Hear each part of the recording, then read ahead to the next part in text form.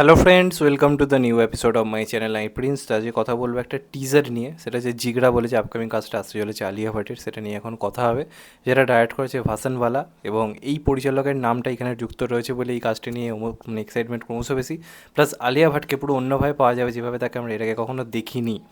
Rocky और রানী কি প্রেম কাহিনী বলি, বা আরও বহু সিনেমা রয়েছে যেগুলো আমরা আলিয়া ভাটের অন্য লেভেলের অভিনয় দেখেছি, এবং পারফর্মার হিসেবে আলিয়া ভাট এমন একজন যে একাই একটা সিনেমাকে টেনে নিয়ে যেতে পারে, সেটা গাঙ্গুবাই হোক বা আরও বহু কাজ রয়েছে। হাইওয়ে নিশ্চয়ই দেখেছেন, সেখানে রণদীপ হুডার মতো একজন স্ট্রং অভিনেতা, তাও আলিয়া ভাট নিজের জায়গা রেখেছিল। আমি তখন থেকেই বলেছিলাম এই মেয়ে ভাই কিছু একটা করবে, তারপর তো করেছে, ইন্ডাস্ট্রিতে নিজের জায়গা রেখেছে, এখন টপ অভিনেত্রীর মধ্যে মানে রাখা হয় আলিয়া ভাটকে, এবং পরবর্তীকালে সেটা আরও ভয়ঙ্কর জায়গাতেই যাবে। জাস্ট আলফা আসতে দিন, আরও কিছু কাজ রয়েছে, সেগুলো তো আসবে এক এক করে। আমি নিজে আলিয়া ভাটকে প্রচণ্ড পরিমাণে রেসপেক্ট করি অ্যাজ অ্যান অ্যাক্ট্রেস, ব্যক্তিগতভাবে।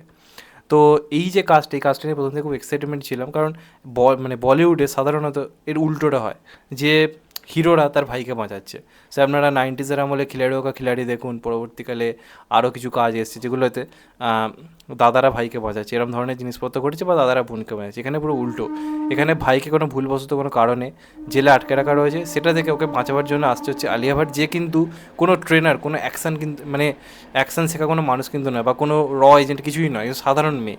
সে ওকে বাঁচাবার জন্য বদ্ধপরিকর। তো এই যে কনসেপ্টটা কিন্তু একদম নতুন, এটা মানতেই হবে। কারণ এর আগে যে কোনো নারীকেন্দ্রিক ভূমিকায় যখন এজেন্ট বা কিছু দেখিয়েছে, তারা কি আগে থেকে অ্যাকশান জানে, বা তারা একজন মানে রীতিমতো ট্রেনিং নেওয়া, তারা বাঁচাচ্ছে, ঠিক আছে। কিন্তু এখানে একজন সাধারণ মেয়ের পুরোপুরি সব কিছু স্রোতের বিপরীতে গিয়ে জেল ভেঙে ভাইকে বার করার গল্প, যেটা সচরাচর বলিউডে দেখতে পাওয়া যায় না। এবং আলিয়া ভাট তো একজন স্ট্রং অভিনেত্রী।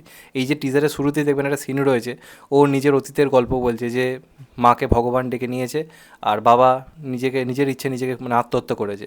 ভাইয়ের হাতে সময় কম, আমাকে এখন ওসব নিয়ে ভাবলে চলবে না, আমাকে ওকে বাঁচাতে হবে। আর একটা সিন রয়েছে যেখানে বলছে যে অমিতাভ বচ্চন হলে হবে না, ও বলছে না, এটা অমিতাভ বচ্চন হওয়ারই সময়। তো এই যে জায়গাগুলো বেশ ভালো লাগছে।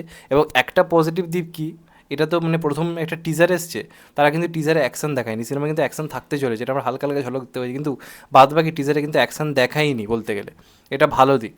কেন ভালো দিক বলছি, দেখুন এক্সপেকটেশন আমারও ছিল যে হয়তো টিজারে আমরা প্রচুর অ্যাকশন দেখতে পাবো, যেমন ধরনের পোস্টার আসছিল, এবং এই সিনেমায় অ্যাকশন থাকবে আলিয়া ভাটের, সেটা আমরা প্রথম থেকেও শুনেছি। তো যে কারণে আশা ছিল যে এই টিজারে আমরা অনেক অ্যাকশন দেখতে পাবো, কিন্তু তারা কিন্তু অ্যাকশনটা রেখে এই টিজারটা শুধুমাত্র ইমোশনাল যে ব্যাপারটা সেটার উপরই রেখেছে। যে কারণে দেখবেন টিজারে ব্যাকগ্রাউন্ড মিউজিক হিসেবে ভাই বোনের ওপর যে গানটা, সেটাই কিন্তু এখানে বাজছে। কোনো রকম কোনো মিউজিক বা কোনো মানে মাসি বিজিএম কিন্তু এখানে দেয়নি। ইমোশনাল বন্ডিংটা এই টিজারের মেন লক্ষ্য ছিল। তো সেই ইমোশনটা কিন্তু বেশ ভালোভাবেই কানেক্ট করছে আলিয়া ভাটের পারফরমেন্সের জন্য। প্লাস বেদং রায়নার সঙ্গে তার যে সিনগুলো রয়েছে ভালোই লাগছে, মানে তাদেরকে মানে ভাই এবং দিদি হিসেবে বেশ ভালো মানিয়েছে, যে ওকে শাসন করে, মারে, বকে, সব কিছুই করে, কিন্তু ওকে যখন কিছু ভুল করে ওকে আটকে রাখা রয়েছে, সেটার থেকে ওকে মাঝে এবার কী করেছে, ওর সাথে কী ঘটেছে, তার জন্য তো দেখতেই হবে। তো টিজারটা আমার নো ডাউট কিন্তু ভালো লেগেছে।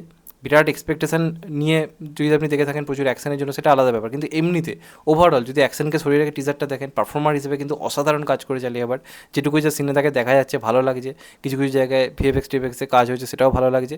তো আশা করবো এরপর যে ট্রেলারটা আমরা তো অনেক বেটার অ্যাকশন হয়তো আরও দেখতে পাবো। এই টিজারটা কিন্তু অ্যাকশন রাখাই হয়নি, খুবই ইমোশনাল একটা টিজার করার চেষ্টা করা হয়েছে, এদের বন্ডিংটা দেখাবার চেষ্টা করা হয়েছে, এটা ভালো দিক।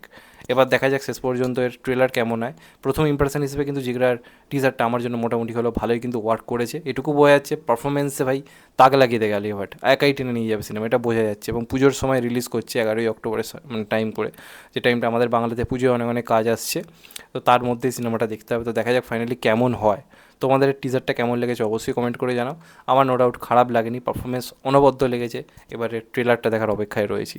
তো এটাই আমার বক্তব্য, তোমাদের কি মনে হয় কমেন্ট করে জানিও। চ্যানেলটা নতুন হলে চ্যানেলটা সাবস্ক্রাইব করে দিও and hit the bell icon. ভালো থেকো সবাই, টেক কেয়ার, নমস্কার, আবার দেখা হবে। এখন তো বাই, সবাই ভালো থেকো, সুস্থ থেকো, টেক কেয়ার, আবার দেখা হবে।